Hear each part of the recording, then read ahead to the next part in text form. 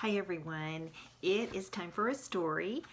If you got my weekly summary from Class Tag, you'll see this is one that's not on the list. I was not quite sure I was ready to jump into the ebook thing, so we'll see later in the week. Maybe I'll get the hang of that. So this is a book that I grabbed from school before we left for good, and I thought this one looked kind of fun, so I thought I would read this one. This one's called Curious George Plants a Tree.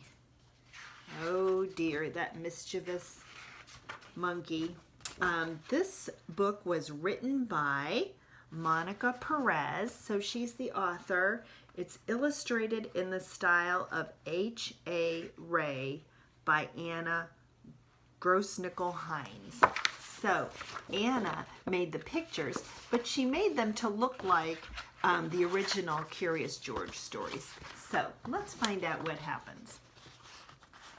George was a good little monkey and always very curious. Today was a good day to be curious. The man with the yellow hat was taking George to the Science Museum. The museum was one of George's favorite places. There was always something new to see and something interesting to learn. Oh, it looks like they're going kind of like to COSI, huh? Often there was a special exhibit. George wanted to know what it was today, but first he had to make his favorite museum stops. Oh, look how excited he is. He's dragging his friend with the yellow hat all over the museum. They went to the rocket room, the mirror maze, and the butterfly space. Oh, that looks like fun.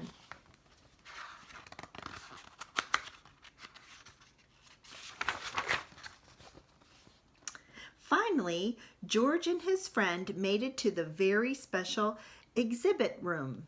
The sign read, "How you can take care of our planet." George learned many things.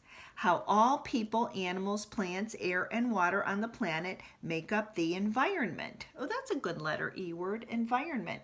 How trees help keep the air clean, and how people can help protect the environment from pollution and too much trash. Oh, look at all the amazing things he's learning. George had a great time and didn't get into any of his usual mischief. Yay, George!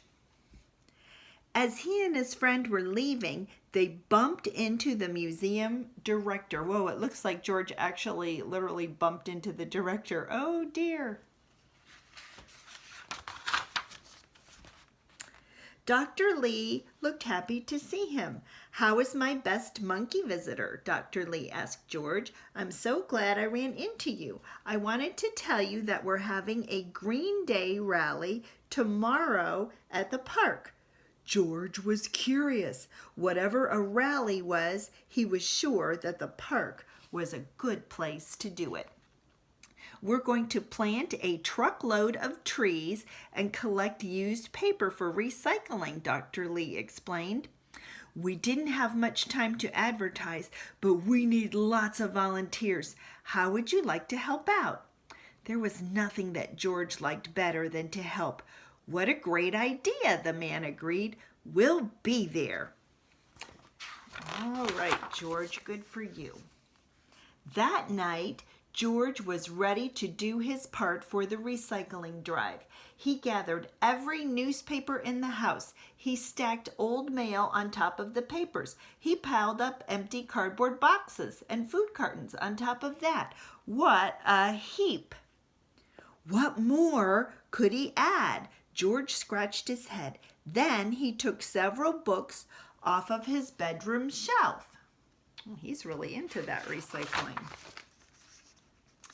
Just as George was about to add them to his recycling pile, someone lifted the books out of his hands. "Not so fast, George," the man said. "These books are made of paper, all right, but you can read and enjoy them many times. And when you're done, you can donate them to other kids or your library. Reusing is just as important as recycling." So now he's going to reuse a newspaper, and look what he did. He made a hat. The next morning, George and his friend set out for the park with their wagon of neatly stacked paper. Suddenly the man stopped and said, "Oh, I forgot my gardening gloves. Go on without me, George. I'll be there soon." As George walked down the street, he spotted several newspapers lying about on his neighbor's front stoops. George had an idea. He had lots of room in his wagon. He could recycle all those newspapers. Oh dear, George, I don't think that's a good idea. I don't think people read those newspapers yet. I think they're still out from when the paper boy set them there. Oh dear. This might not end well.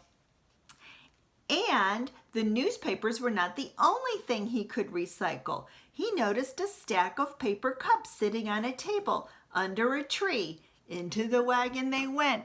"Oh no, George, I think the kids were getting ready to use those to sell lemonade."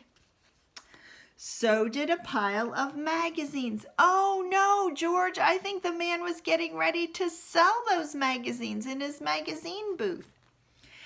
And a heap of papers someone left on the sidewalk.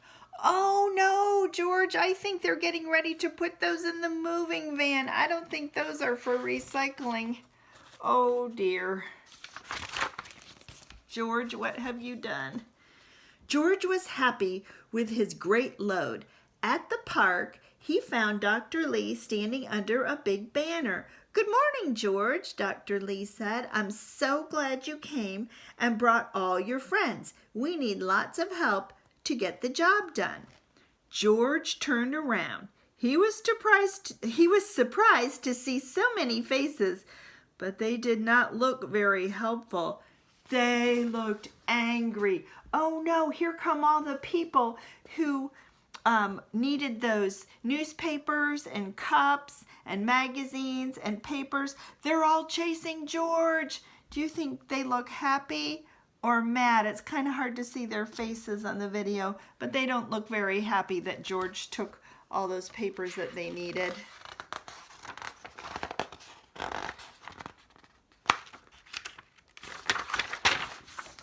But the good news is all those people ended up at the park then. The man with the yellow hat arrived just in time. He explained to their neighbors that George was gathering paper for a good cause. They were no longer mad. They even stayed to help plant the trees. Oh boy, that brought all the people to the park, and now they had a lot of helpers to plant the trees.